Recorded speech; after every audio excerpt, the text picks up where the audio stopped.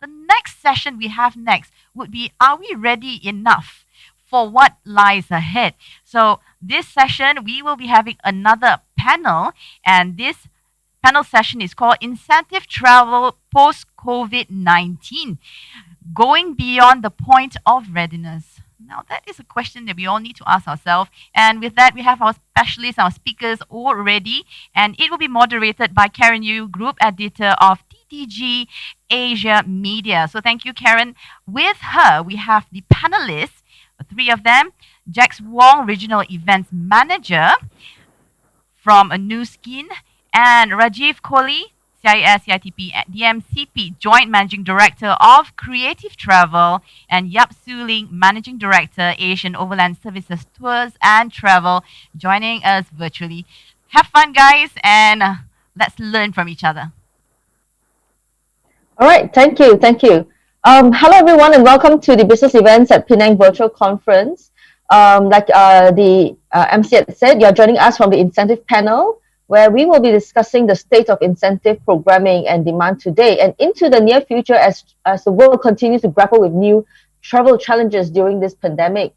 To take us through this conversation are the three business events industry leaders. We have met Rajeev, and then we have Jex, who's dialing in from Singapore like me. So Rajeev is from India, and Sook Ling is dialing in from Malaysia. So thank you so much for giving us your time. Before we begin this session, here's a quick run through of what we'll do. We'll spend the next 35 minutes on a couple of focus questions. And then you as the audience have the opportunity to send your questions in via the Q&A box or via Slido. And then I'll be checking that towards the end of our panel discussion. And your questions will be answered by our panelists, yeah? Okay, let's begin with a question for the agency chiefs, for Rajeev and Sook Ling. We have seen how travel bubbles and essential travel green lanes across the Pacific region have helped to get recovery going for business-critical trips. How helpful are these arrangements with incentive travel planning and confidence? And are incentive trips deemed critical enough for our clients to brave the multiple layers of approval needed for a trip to be made? Maybe Rajeev can start first. Thank you, Penang, for having us over here. Yes, so, this is something new for everybody. Nobody really knows how to deal with something of a global nature. And I think the bubble agreements between the different countries is definitely a step in the right direction. Are they completely safe? No. But are they better than nothing? Absolutely, especially for us in the space of moving people around. I think, coming from a country like India, which has 21 bubble countries, including the US and the UK, which we can debate whether they're bubbly or not. Business travel has started, okay? We have people flying across the region on business, for business needs. And I think that is the first step for incentive travel meetings to get started again. That builds a level of confidence. If I can go, then I can take 50 other people. Now, the question is, are incentives business and mission critical? Absolutely. There are companies that have been investing in incentive travel as a tool, because people need to understand incentive travel is not about travel. It's a motivational tool. I put it more in the human resource space rather than in the fun and game space. And for companies that have invested in this, they realize that this is a tool whose return on investment outstrips any other form of incentives. It's more powerful than cash, more powerful than merchandise. So for companies to pull it back, I think they're going to find that to their detriment. And we are already seeing feelers for 2021 across the world.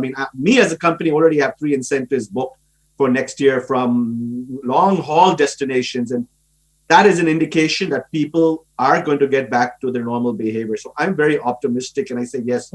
These bubble flights are a start, and we are going to see business come back 2021, second quarter, third quarter. Who knows when, but it is going to come back. It's human nature. Before Sook Ling chips in on this, can I just find out, Rajeev, how big are these groups going to be for the 2021 programs? Both of them are about 100 people each. Wow. Okay, that's very motivating. That's very encouraging to know. Thank you so much. Sook Ling, what's your view? How helpful are these travel bubbles with incentive travel planning and confidence? Well, I agree with Rajeev that without the vaccine being adequately distributed, travel bubble arrangement is the only option for incentive travel. Perhaps we speak from my side, where in Malaysia, our borders basically has remained very tightly closed, except there's one green bubble arrangement with Singapore for essential travel. Yeah. So, the thing is that for green bubble arrangement, it's definitely it's the only option. But however, there is a lot of challenges, or rather, there are few challenges that we need to overcome, and it needs to be addressed. There's been very few successful bilateral travel bubble arrangement, especially regionally. I think we all know that, and many countries are just keeping their borders so tightly closed, and it seems that initially every country seems to think that they need to prioritize lives over livelihood, and that's very noble. However, we need a more realistic policy to balance lives and the economy, because a depressed economy faces multiple challenges, like mental health of the citizens, for example. But of late, it is very good that we have seen there's an increase in government willingness to explore travel bubble. However, we really hope that this will be accelerated, because if we don't talk about late 2021, where we are looking for business, something that is a little bit more short haul, this process needs to be accelerated, because government need to find a common agreement and ground to agree on the process flow. And one method could be the implementation of, we call, ICAO, or the International Civil Aviation Organization. They have guidance and recommendations, and perhaps government could actually implement that, because it's all set and everybody could standardize the same process. And I would say that though travel bubble arrangement is something that is good, but at the moment I would say that if they are very strictly tied to new infected cases, case in point Singapore and Hong Kong, it will not work, because incentive travel is long term. They need a longer lead time, especially for long haul markets. But on the DMC side, I mean, we are basically, of course, ready for them to be here. We have SOP sets in place. We have SOP sets such as team members are tested pre-arrival of clients, so that they can feel that, hey, the people who are handling us are all COVID-free, physical distancing at all time in vehicles and venues, a set itinerary to follow, going to only safe and clean certified venues, have a medical team member on board, sanitization strictly followed on the ground. So all this, is set and we are ready. Yeah, and incentive by tourism board, state tourism board, all this is very helpful. So I think it's been quite a slow start for 2021 for Malaysia at the moment, I must say. We just heard from our Datuk Musa that there are some things in place which is planned for 2021, and we hope that's going to happen, much related to green bubble. So to end this, I would say that without doubt, everybody's hungry to travel. What more, an incentive trip which would pamper you. But I believe if travel bubble arrangements are improvised and more cohesive, together with the implementation of safe self and health SOPs on the ground, I'm quite confident incentive clients will see incentive travel as a viable option. Okay, thank you so much, Ling. Jex, you're from the client side. So how has New Skin's event calendar been affected by the pandemic? What sort of challenges are your team going through this year to ensure that business partners continue to be engaged, even when face-to-face meetings are not quite possible? All right. Good afternoon, everyone. It's such a great pleasure to be able to share with you all, and of course, the opportunity given by Penang Convention and Exhibitions Bureau.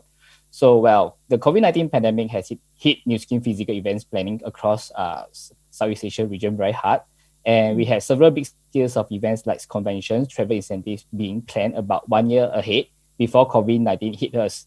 So talking about the conventions, right, we were supposed to have our 7,000 to 8,000 attendees events in Malaysia at the third quarter of this year. We have been planned that for longer than 1 year, but we started to where I started to plan this event back in early 2018, and where I traveled to Malaysia back and forth frequently to as part of our operations and logistic plannings. In lieu of this pandemic, we were given no choice to convert our conventions to digital and virtual platform at the second quarter of the year. And the events falls on the August 2020 itself. We were pretty fresh and virtual for virtual events, and we were actually endowed with the impact because our new skin is still more into prospectings and also face-to-face meetings that will actually drive the business, right? So, but business need to keep going. We had a very crazy less than 4 months conversions from physical events to virtuals, and all the staff need to be giving the double extra efforts to ensure the success of the events. The main objective of the event need to be achieved. And in a smaller scales of events such as the board meetings, local market business meetings, and product trainings, etc., same scenarios we need to convert to online platforms such as via Zoom, webinar, Facebook, and or YouTube. The challenge of virtual or a virtual platform mainly are the engagement and the attention span. For content building, right, you need to be ensured that it's more exciting compared to physical events. Short and sweet will be the keywords, right? So meanwhile, as part of the transitions, communications play a very important roles to drive the participants. And instead of our usual communications with combinations of on-site approach and social medias, now you have to rely all on social media via videos, messages. The reach out and impulsive content are so important compared to previously. So yeah, so in terms of challenge, there will be the key challenge, but you're talking about comparing to the physical events and also virtuals, right? I think that most of the groups, right, they wanted to go back to physical event as soon as possible. Yeah, Karen?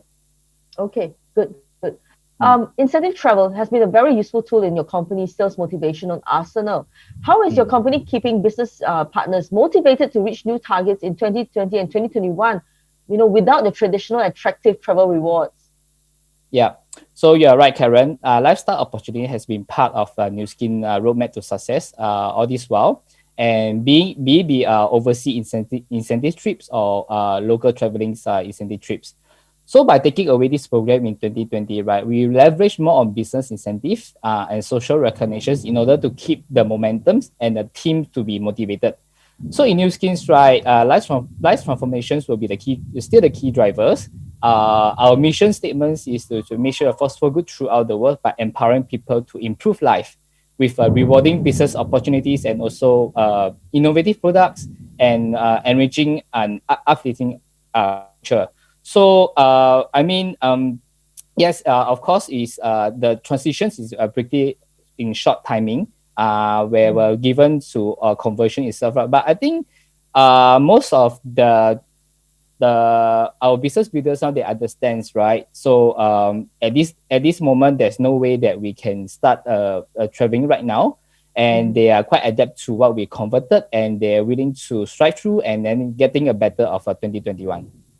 Okay, that's wonderful. Dear audience, if you're just joining us, this is the incentive panel, and we're casting our eyes on incentive programming and demand today and into the near future. So you're welcome to direct your questions to our panelists via the Q&A box or via Slido, yeah? I've got questions for everyone now. For Rajeev, we are all no stranger to virtual meetings and conferences by now, and there are also, team building programs that are conducted online. But can incentive programs actually take the virtual route? So the human being is an interesting animal. We have been traveling ever since Mother Nature conceived us. If not, we all would have been still stuck in Africa. Okay? We are wanderers by nature as animals. We are an animal. Every country that has opened up, whether a country, whether a destination, whether a city that has opened up in the last few weeks and few months, has seen people move back to the bars, pubs, beaches, shopping centers. And that's why you see a lot of Europe going into a second or a third wave. I think we crave that sense of touch, and incentives is about showing off that I won. Incentives is about getting that experience that rest of the team didn't get. You want to sit by the bar, you want to sit by the pool, you want to go to the spa, you want to take a balloon ride like behind the Jex, and that can't be replaced virtually. And it's been interesting. Everyone got onto the virtual bandwagon. And let's be fair, Zoom is not new. Okay, these virtual tools have been around for years. All of a sudden, it became a necessity because we couldn't meet. And if you put everyone listening puts their hand on the heart and swears to tell the truth, we hate it right now. Okay, Zoom, 5T. Not right now, not right now. No. Right now, this is a beautiful screen. But we hate it. I mean, I started wearing my pants again 3 days ago, but I said, I can't wear my shorts and walk around. And I think Jex, this is a very boy thing maybe than a girl thing. No, listen, incentive travel cannot be faced virtually. The world is seen, and I was on a conference by an American association called FICP 2 weeks ago. Virtual events are more expensive to do. Okay? Yeah. It's taking almost 3 times the cost to doing a physical meeting because more tech, more different type of manpower. The advantage is it allows you a greater reach. So an interesting comment was physical events are not going away, but the virtual element may be brought in to broaden the participation by people who perhaps could not travel because of cost or time or money. Mm-hmm. But short answer, incentive travel will come back with a bang. The company will say, I'm giving you a safer, more fun experience, and people will appreciate it now that they have seen that travel was no longer that take it for granted. It was a necessity and they want it better. So that's my 2 bits. Great. Okay. Sook, Ling, your view on this. Can incentive programs go virtual?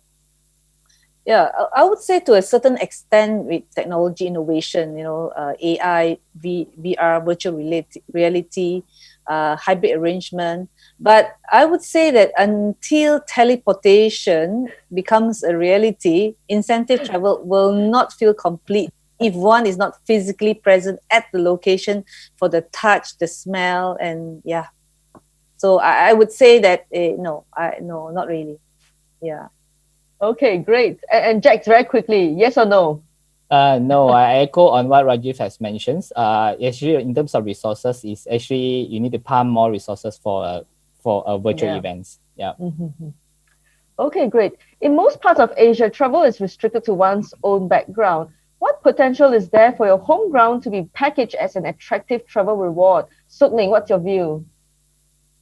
I think there is a great opportunity now for travel clients to start to appreciate their own, what they have in their own country, since they're not allowed to go out. And definitely there is a big potential there because we have such affordable, good quality hotels, international brands with such good value, convention centers that are state of the art that you could use. And we have also many unique locations. Now we talk about COVID-19 kind of venues, a bit, I would say outdoor, fresh, So there are lots of great unique locations in Malaysia. You could do a luxury glamping somewhere in one of these nature places. And there are many capable DMCs in the country to handle such an event. So definitely a big potential there. I'm sure. And Rajeev, what's your view? Well, I come from India. Come on, we have so many people and we're a large country. Domestic incentive travel and domestic travel has been going around for years. It's nothing new. What's happening will happen.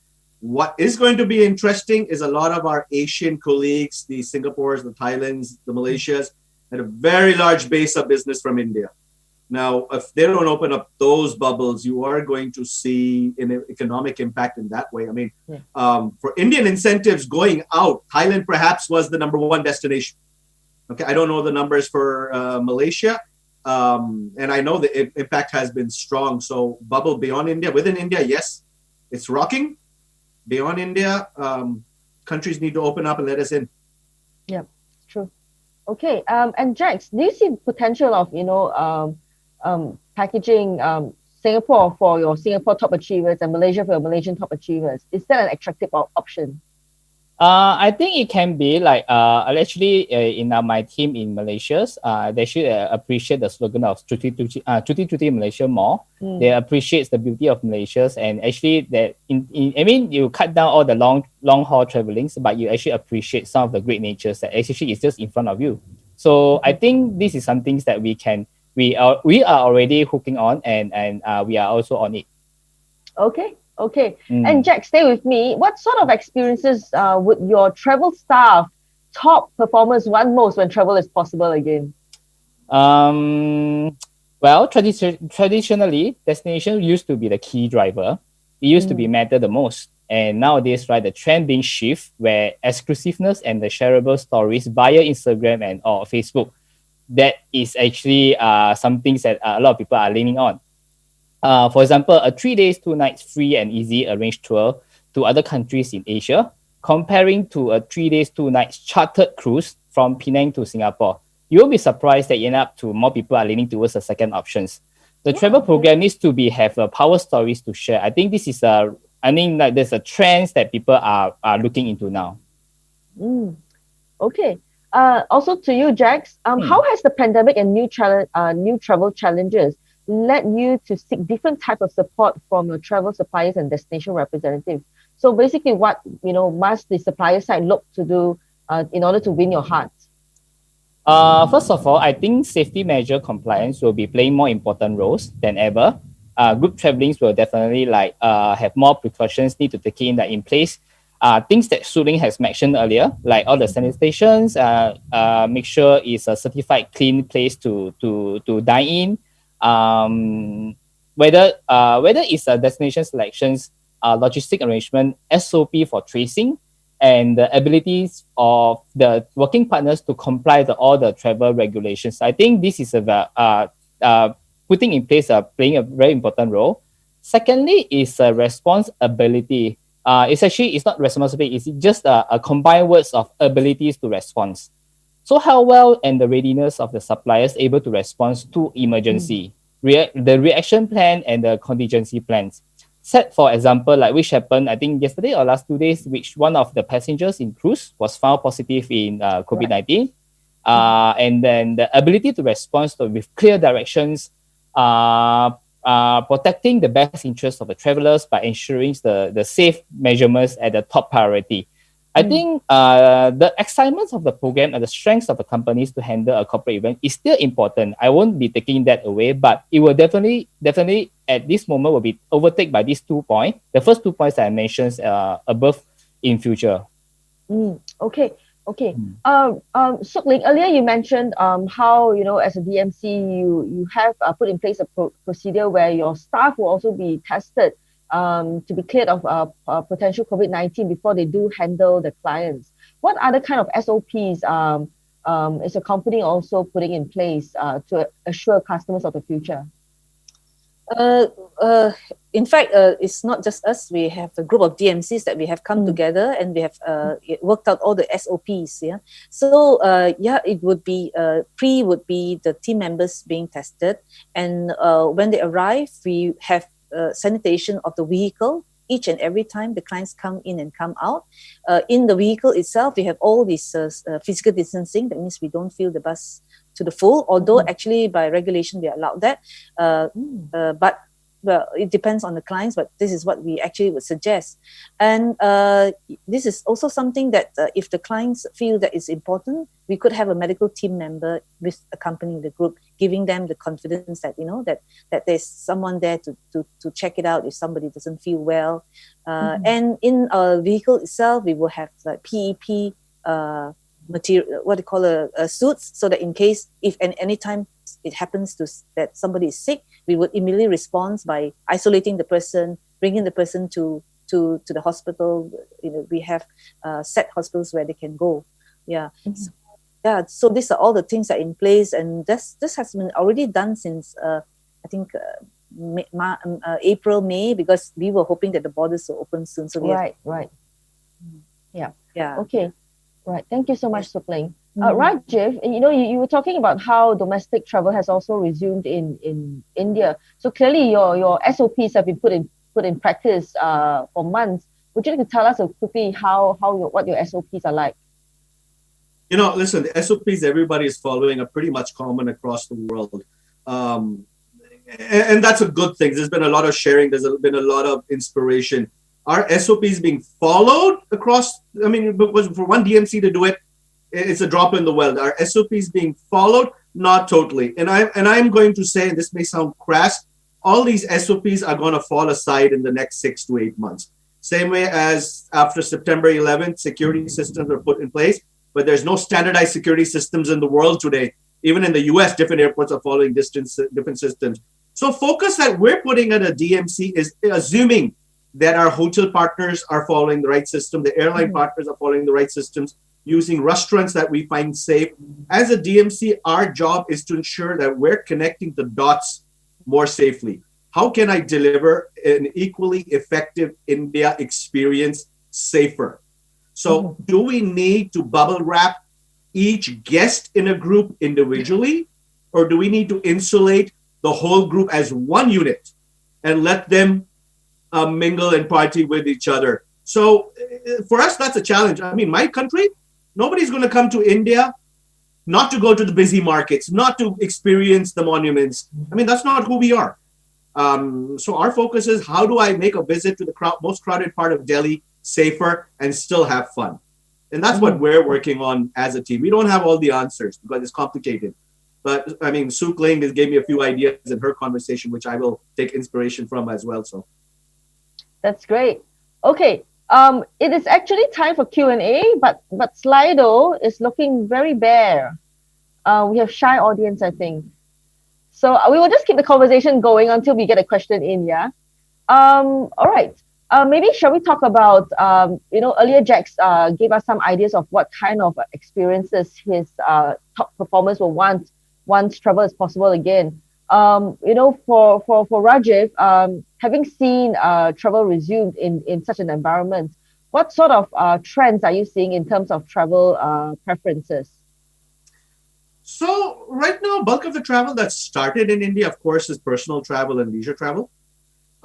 People are right now taking a lot of driving vacations, but we have found that what we call hill stations, drivable, higher altitude places in the big cities are doing very well. Long weekends especially, but even city hotels in the region are doing fairly well, are sold out on the long weekends with the minimum capacity. People are fed up. They want to get out. Okay, I mean, that's it's bottom line. Corporates are now starting the conversations because we opened up very recently. Okay, we've had travel restrictions lifted only in the last 6 to 8 weeks. So there's a lot of pent up demand. So companies are still trying to figure out work from home. I mean, my office has still been closed for the last 8 months and we're working from home. Do we love it? No. But is it working? Yeah. So corporates are now waking up and trying to figure out, we used to take 100 people to Singapore, to Thailand, to London. Where do we take them next? Because for the Indian corporates, they already had a strong India-focused incentive travel product. That wasn't new. It was only the top of the top tier that went abroad. So how do I make the top of the top tier enjoy India? That's the challenge, not how to deliver India for incentive travel, because that's been happening for decades. Okay. So, and that is a challenge. Oh, sorry. Yeah, go ahead. No, that is a challenge because to replicate that level of luxury you get overseas, I mean, we have it. But then, we have a saying in India, you value your own chicken like a lentil. So how do I replace the Marina Bay Sands with an experience in India? That is the challenge, not how do I give them a luxury experience so much. Okay. And Sook Ling, what sort of travel preferences are you seeing likely to emerge for the incentive market? It would be with islands that would be like, for example, for Langkawi, that for domestic, I'm talking about domestic, So it would be Langkawi, if the situation improves in Kota Kinabalu, that will be Kota Kinabalu. I think most of them will be looking for, I would say, incentive travel, very good standard hotels because they're very affordable in Malaysia, and with a bit of experience outside of it. Yeah. So if you talk about, if it's not incentive travel, there have been a lot of demand on island trips, because I think the idea that it's clean, it's it's a lot of fresh air, so it's better for the COVID-19 situation. So there was a lot of demand for islands. Yeah, before that. Yeah. Right. We will also, at TTJ Asia, the reporting team has also spoken to a few of the industry people on potential trends when travel is possible again. And one of the observations that a lot of the leaders are saying is that, during the lockdown, we had the chance to, reflect on life and determine that, when we can travel again, we want to make it worth it, travel with greater conscience, maybe. Do you think that could translate into a different kind of incentive program where we would see even greater appreciation for CSR or community give back sort of potential? What do you think, Sook Ling?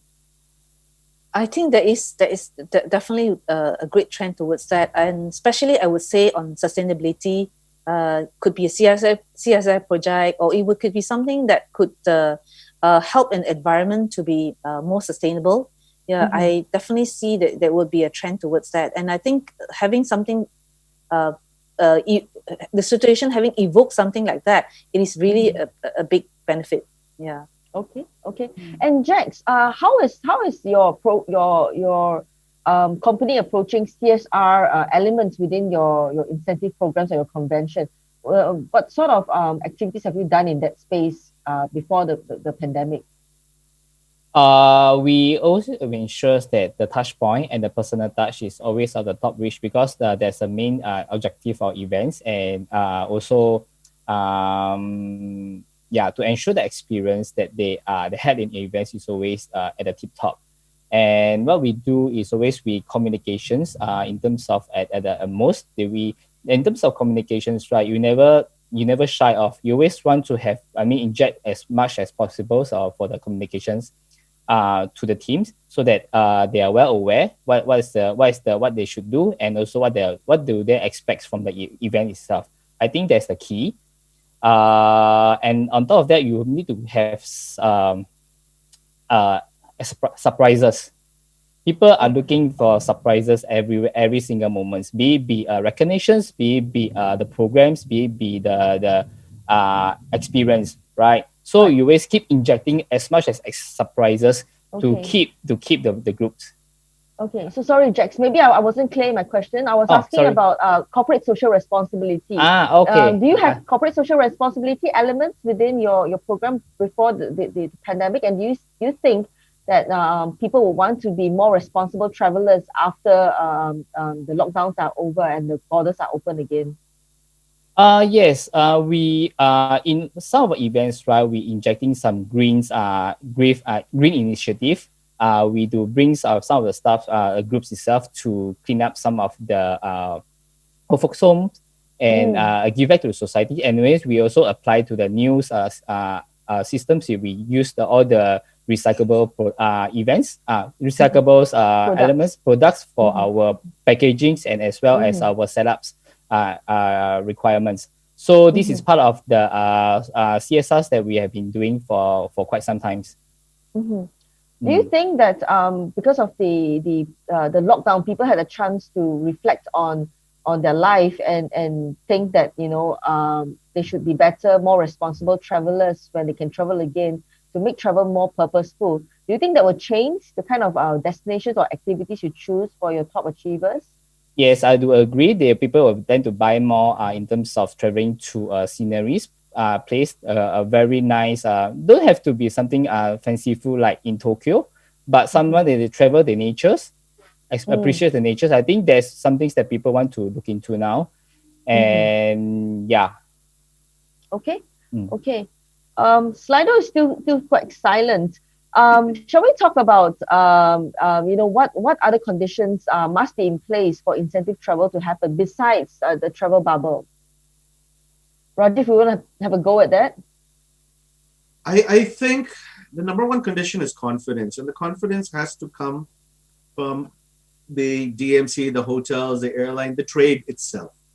Okay, there has been a lot of pessimism. I mean, you can read an article, and Karen, you in the media space will see this. There are 2 articles on negativity. There are 2 articles on positivity.